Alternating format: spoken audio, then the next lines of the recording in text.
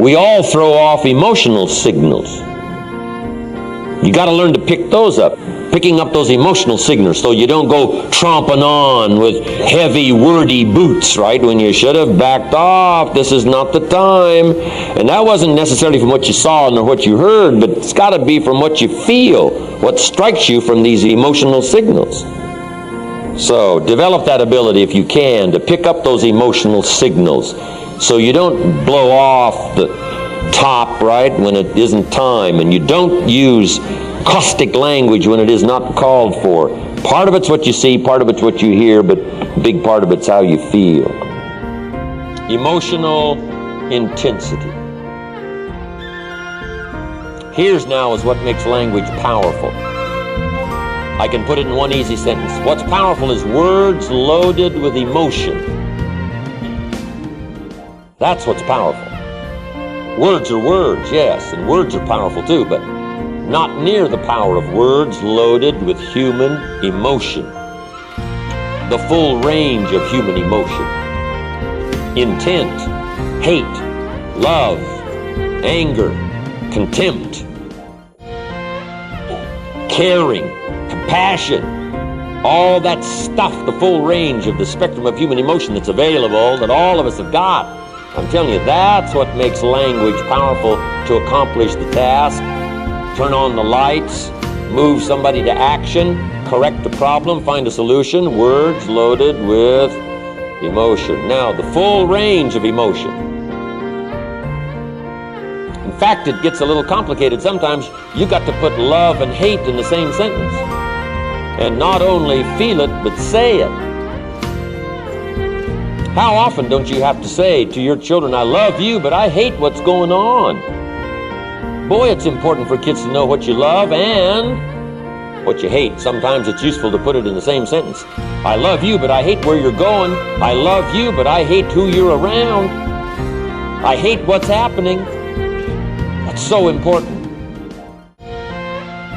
That's always a dilemma, trying to explain both our love and our hate.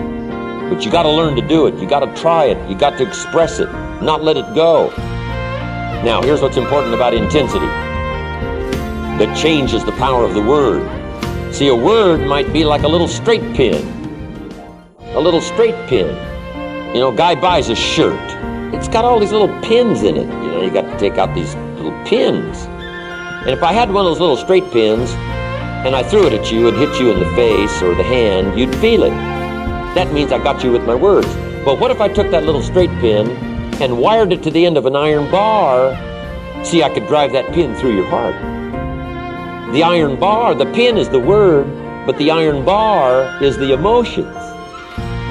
Words backed up with emotions are what's powerful. And the emotion changes the effectiveness of the word. Now, here's the next key on intensity and emotions.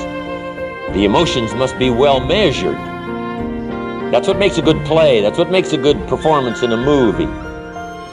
Well balanced emotions. Not too much for a small point.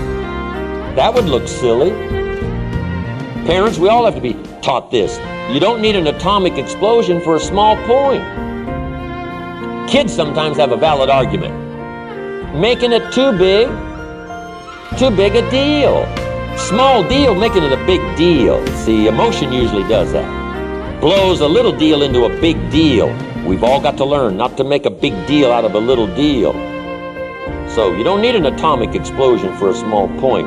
In leadership we teach, don't shoot a cannon at a rabbit. It's too much firepower. It's effective, but you got no more rabbit.